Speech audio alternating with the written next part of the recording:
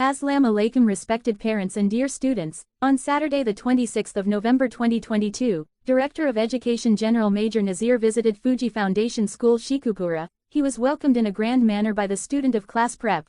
Little Shinning student introduced herself in a grand manner and delighted the Director of Education. Director had a wonderful meeting with the students' council and house heads. The head girl and the head boy introduced themselves and discussed their duties with the general. The Director of Education visited the school and appreciated the efforts of the teachers. It is said if you are planning for a year, sow rice; if you are planning for a decade, plant trees; if you are planning for a lifetime, educate people. One child, one teacher, one book, one pen can change the world. Honorable Principal Major Shahzad and Vice Principal Mrs. Shazia Parveen briefed the general. Briefing time was great. Every good briefing has the virtues of accuracy, brevity, and clarity. A brief is a report to someone, either written or verbal, to provide information. A meeting was held between teaching staff and Director of Education in which school improvement was discussed and progressive strategies were discussed.